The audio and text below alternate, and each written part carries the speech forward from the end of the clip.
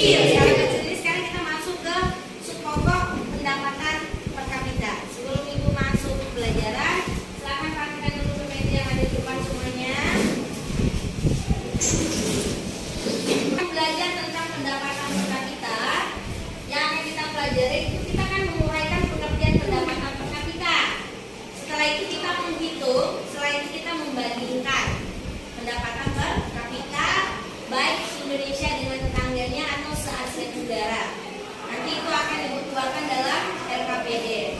Setelah itu tujuan pembelajarannya yaitu kita diharapkan semuanya bisa menguraikan pengertian pendapatan per kapita, menghitung pendapatan per kapita secara tulisan maupun tulisan jujur dan bekerja sama mandiri ya. Selanjutnya ini ada soal pretest. Jadi seperti biasa, sebelum kita masuk ke materi, mungkin beberapa anak ibu semuanya sudah pernah mendengar istilah pendapatan per kapita, walaupun hanya sepintas lewat atau bagaimana gitu ya. Dalam hal ini siapa yang ingin menjawab pertanyaan pertama, yaitu ada pengertian pendapatan per kapita. Siapa yang tahu? Silakan. Ya, silakan Aisyah. Pendapatan per kapita adalah besarnya pendapatan rata-rata penduduk di suatu negara yang diperoleh dari hasil pembagian pendapatan nasional suatu negara dengan jumlah penduduk negara. Oke, tepuk tangan dulu. Jadi intinya pendapatan per kapita itu kita menggambarkan seberapa besar pendapatan suatu warga negara, yang mana caranya nanti akan diuraikan dalam bentuk video pelajaran supaya kita tahu dari mana sih kita bisa melihat pendapatan per kapita suatu negara itu dengan cara apa? Dengan cara menghitung. Nanti ada rumusnya. Apakah ada yang tahu manfaat dari menghitung pendapatan per kapita? Silakan Miguel. Manfaatnya adalah untuk melihat tingkat perbandingan kesejahteraan masyarakat suatu negara dari tahun ke tahun. Ya. Untuk berbagai data perbandingan tingkat kesejahteraan suatu negara dengan negara lain. Oke, bagus. Nah, jadi ibaratnya pendapatan per kapita ini tetap ya tentang kesejahteraan.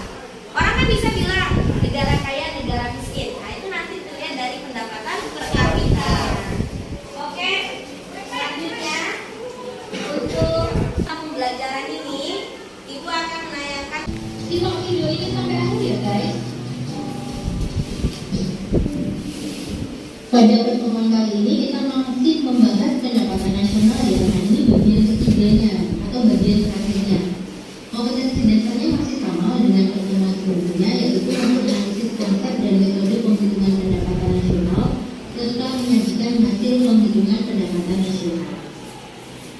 Adapun yang akan kita bahas dalam pertemuan kali ini adalah tentang pendapatan per kapita, meliputi pengertian pendapatan per kapita, fungsi penghitungan pendapatan per kapita, dan hubungan antara pendapatan nasional, jumlah penduduk, dan pendapatan per kapita.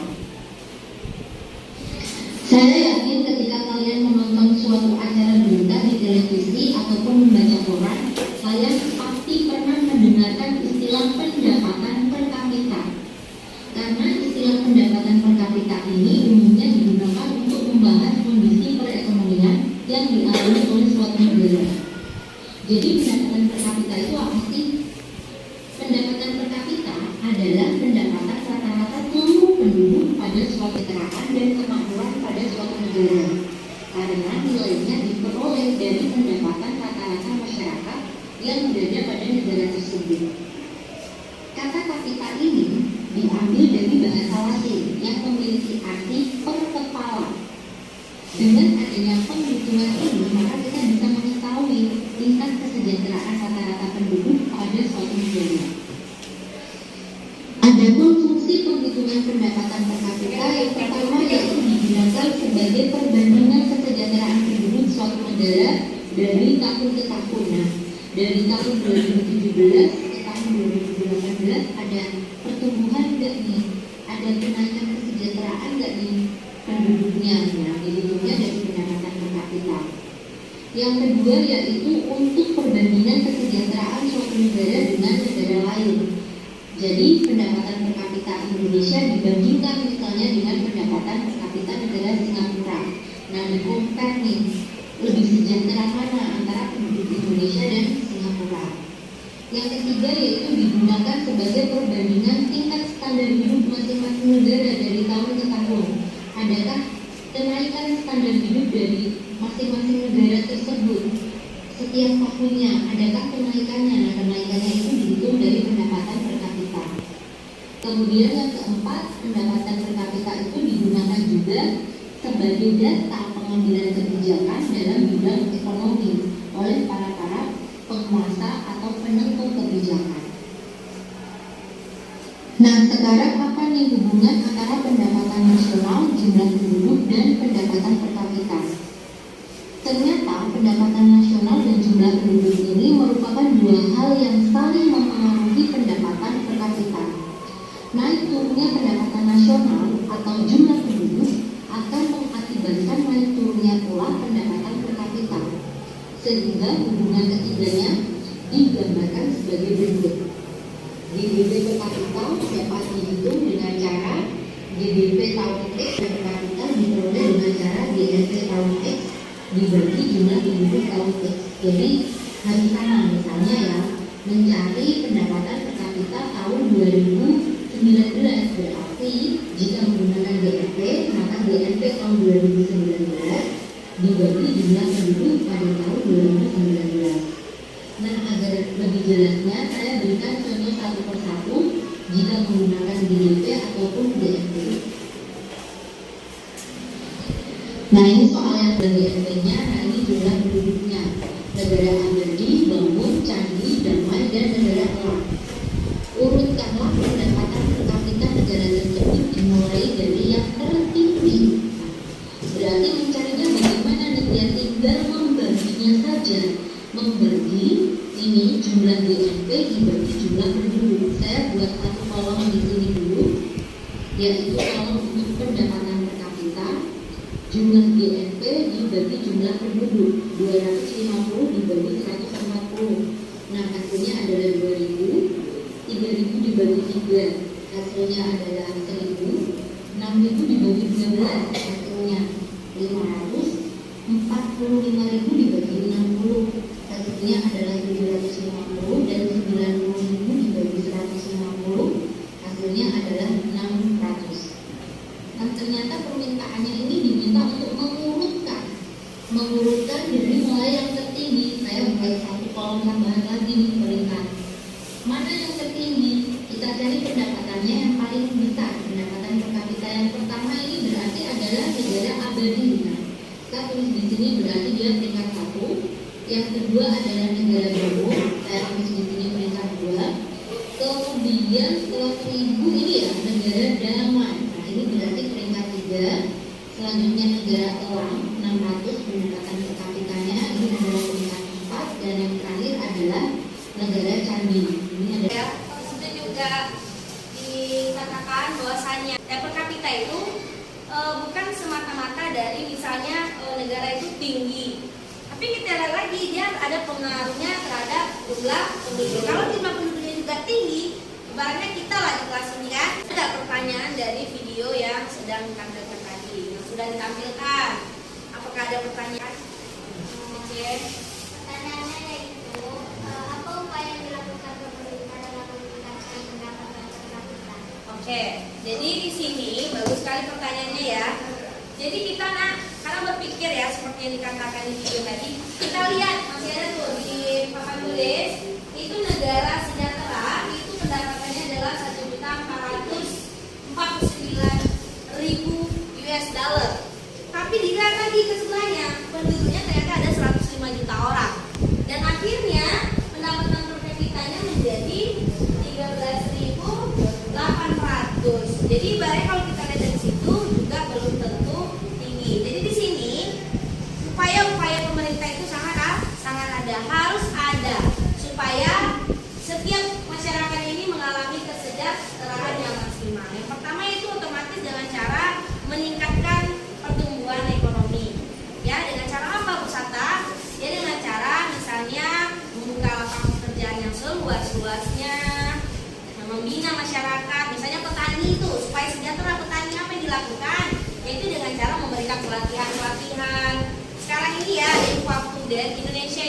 menjadi negara kakao bukan hanya sekedar produksi, tapi kalau bisa menjadi penghasil dan bentuk yang sudah jadi. Jadi baru-baru ini pemerintah untuk mensejahterakan atau meningkatkan pendapatan per kapita petani coklat dengan cara apa? Memberikan edukasi ke desa-desa supaya bagaimana coklat itu tidak lagi tumbuhnya dalam setahun itu 3 kali, tapi bisa kan 6 kali seperti itu. Bagaimana perawatan batang, bagaimana perawatan buah, bagaimana pupuk yang diberikan. Jadi upaya pemerintah itu sangat besar. Adalah kita pasti ya ada. Oke, silakan Aisyah. Berarti jumlah penduduk itu mempunyai pengaruh yang besar untuk menghasilkan pendapatan. Oh iya, sangat. Jadi nah di sini ya, masyarakat yang banyak kalau didukung dengan pribadi masyarakat itu yang mandiri paham ya, bisa menghasilkan, itu sangat bagus. Saya contohkan Republik Rakyat Cina atau diserang Tionghoa atau Tiongkok, itu masyarakatnya sangat banyak di seluruh dunia ini. Setiap penjuru, carilah pasti ada orang Cina. Pasti ya sayang ya, pasti. Di Amerika aja mereka kan pernah di Jalan Riau ya, punya ya kayak komplek di Hollywood, mereka juga punya komplek percinahan. Kenapa? Saking hebatnya mereka merasa ini berkualitas. Monggo yang kemana aja silakan. Dan mengakibatkan Tiongkok itu atau Tionghoa itu sekarang atau RRC itu di Asia Tenggara itu paling maju saat ini, paling sejahtera itu ya. Mereka kalau se-ASEAN ini ya, kalau Asia Tenggara masih Singapura, masih jauh ya. Karena Singapura kita lihat warganya jangan tanya ya kan, luar biasa, dari Batam aja besaran matang daripada Singapura. Tapi apa? Manusia yang ada di situ sangat komplit dan mendukung. Paham ya? Yang ibaratnya begini, banyak pun yang bekerja, misalnya kita ada 200 orang, yang bekerja cuma 20 orang. Yang lain ngapain? Ya numpang aja. Jadi ibaratnya negara tidak bisa terbantu seperti itu. Harapannya begitulah upaya-upaya dari pemerintah, misalnya yang nggak sekolah diberikan pelatihan bersertifikat supaya apa? Bisa bekerja. Oh Bu, TKI itu ya, itu juga dihitung. Itu kan WNI juga dihitung, ya kan? Seperti itu untuk pendapatan nasional.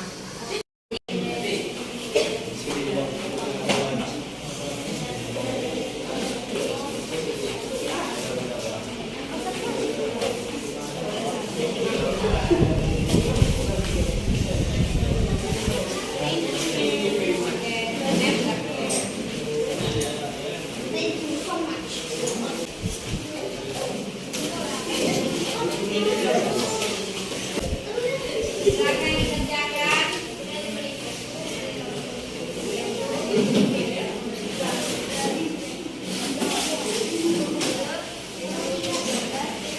Ada yang ditanyakan?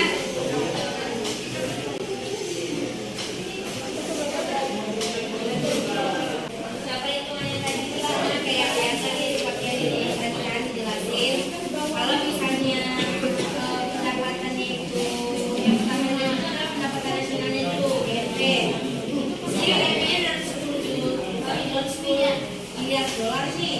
Nah, jadi sedangkan di sini populasi penduduknya 200. Jadi caranya penduduk Indonesia sama dengan GDP dibagi dengan jumlah penduduk. Jadi nanti saya kerjakan yang lain juga ya. 200 populasi dibagi 200 juta jiwa, gitu. Berapa hasilnya? Itu pendapatan per kapita. Setelah itu nanti urutkan dari yang paling rendah, tinggi sampai yang paling rendah supaya kita tahu bahwasanya benar ada hubungan antara pendapatan nasional dengan jumlah penduduk itu sama mempengaruhi pendapatan per kapita. Oke, yang akan dikerjakan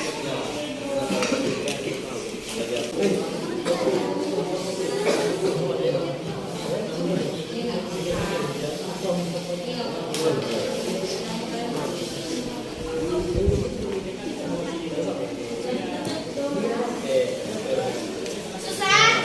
Ada yang susah? Enggak? Ya. Ini memang mantis berat. Enggak?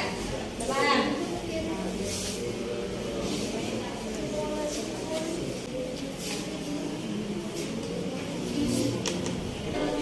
Sama seperti contoh di video tadi, kita urutkan dari yang tinggi sampai yang rendah.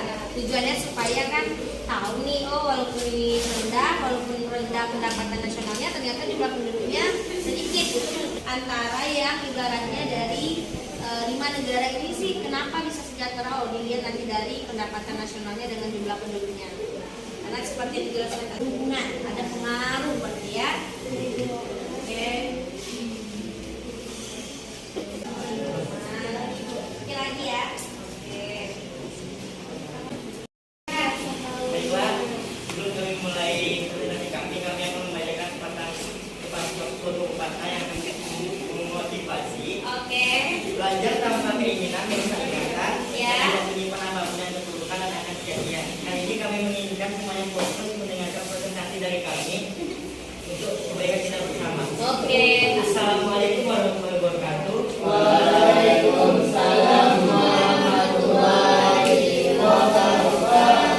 Perkenalkan, saya Adi Putrawijaya dan rekan saya Nurul Amalia, mewakili kelompok 1 yang beranggotakan Ampara Madani, Nona Marefa, Adi Hikmah Julito, menyampaikan hasil kerja kelompok kami. Yang pertama, uraikan arti makna angka dalam pada grafik tersebut. Jawaban kami ini ialah angka yang didapat pada grafik diagram bermakna jumlah PDB atau produk domestik bruto setiap negara Asia Tenggara pada tahun 2021. Yang nomor 2, soalnya tahun 2021 Indonesia berada di posisi 5 pendapatan per kapita di Asia Tenggara. Lakukanlah analisa terhadap pendapatan per kapita Indonesia pada tahun 2021. Nah, jawabannya berdasarkan data trending ekonomi, produk domestik bruto Indonesia berada pada urutan kelima dari 11 negara Asia Tenggara. Yang lain senilai US$ 4.450 pada tahun 2021. Oke. Baiklah, hanya itu yang dapat kami sampaikan. Jika ada salah mohon dimaafkan dan tidak ada manusia yang sempurna, karena kesempurnaan itu hanya dari Allah semata. Wassalamualaikum warahmatullahi wabarakatuh.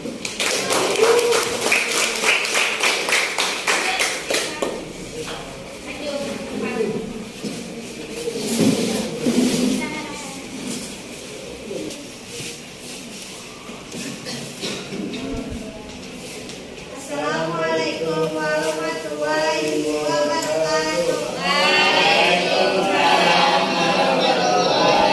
wabarakatuh.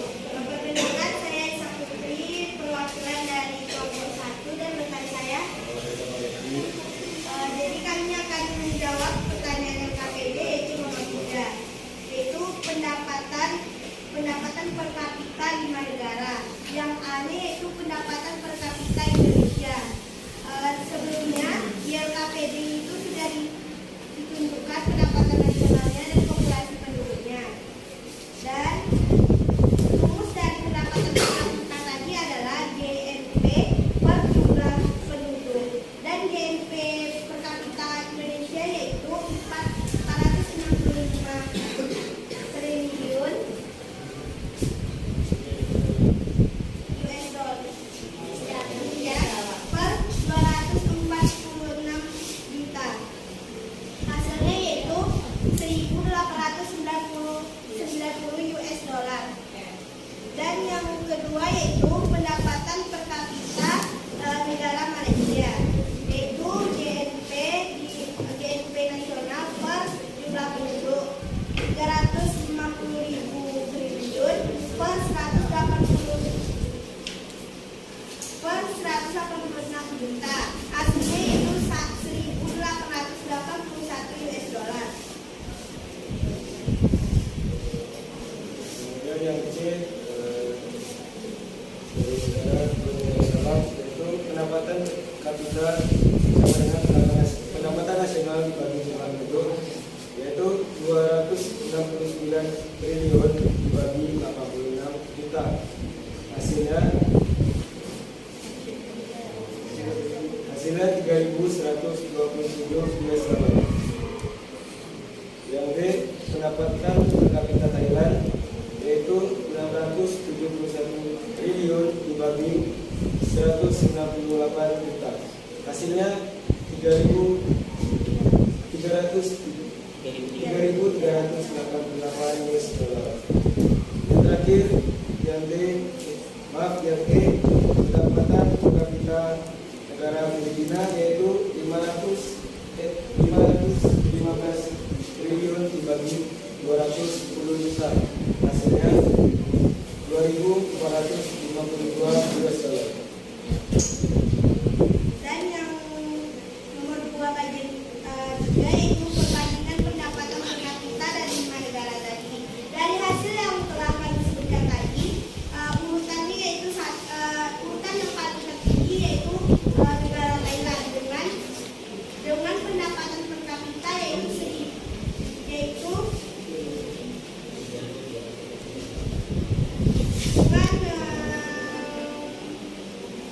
dengan hasil per kapitanya itu 3.388 US dollar. Dan yang kedua yaitu Brunei Darussalam dengan pendapatan 3.127 US dollar. Dan yang ketiga yaitu Filipina dengan pendapatan per kapita yaitu 2.452 US dollar. Dan yang keempat yaitu Indonesia, yaitu dengan pendapatan 1.890 US dollar. Dan yang mendapatkan tempat yang paling terakhir yaitu nomor 5 yaitu negara Malaysia dengan hasil yaitu 1.881 US dollar. Dari yang kami sebutkan tadi, kami dapat menyimpulkan yaitu bahwa suatu negara dengan pendapatan nasional yang tinggi belum tentu pendapatan per kapitanya tinggi, karena populasi penduduknya juga tinggi, karena pengaruh besar dari hasil pendapatan per kapita yaitu dengan adanya populasi penduduk. Saya dari perwakilan kelompok 3 akan membacakan jawaban dari nomor 1 dan nomor 2. Mereka nanti atau makna angka yang terdapat pada grafik di atas. Indonesia dari mulai tahun 2015 sampai 2019 mengalami kenaikan per kapita. Pada tahun 2019, kenaikan per kapita Indonesia berada pada posisi 59,7 juta. Pada tahun 2020, Indonesia mengalami penurunan pendapat per kapita menjadi 56,2 juta. Nomor 2, tahun 2015 sampai 2019 pendapatan per kapita Indonesia mengalami peningkatan, dan kenapa pada tahun 2020 pendapatan per kapita mengalami penurunan? Lakukanlah analisa penyebab pendapatan per kapita Indonesia mengalami penurunan pada tahun 2020. Jawaban kami, penurunan pendapatan per kapita pada tahun 2020 disebabkan oleh COVID-19, di mana pendapatan per kapita mengalami penurunan menjadi 56,9 juta. Pandemi COVID-19 menjadi tantangan besar bagi bangsa Indonesia. Pandemi telah menciptakan pertumbuhan ekonomi negatif di hampir seluruh negara, termasuk Indonesia di tahun 2020. Oke. Ada pertanyaan? Tidak? Tidak. Ada pertanyaan? Dan dari kami, kalau tidak ada pertanyaan, terima kasih. Assalamualaikum warahmatullahi wabarakatuh. Oke. Kami dari perwakilan kelompok 4 akan menampilkan hasil diskusi kami tentang LKPD yang telah diberikan Pusaka tadi. Jadi kami akan menjawab pertanyaan nomor 3. Pendapatan per kapita 5 negara.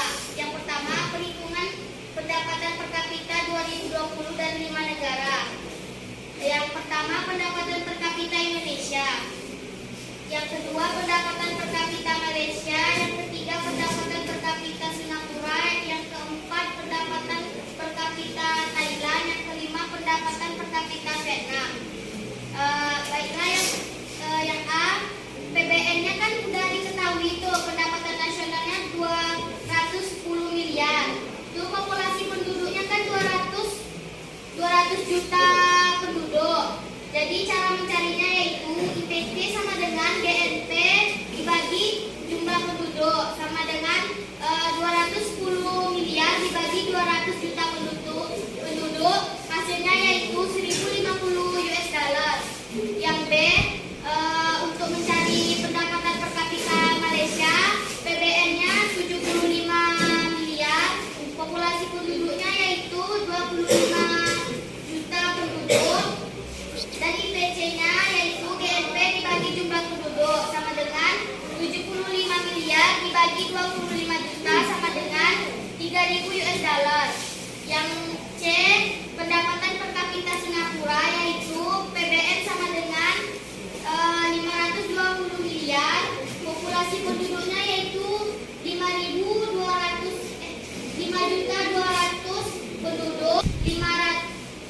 20 miliar dibagi 5.200 penduduk sama dengan 100 juta US dollar. Perkenalkan, saya Eka Putri dari perwakilan kelompok 2.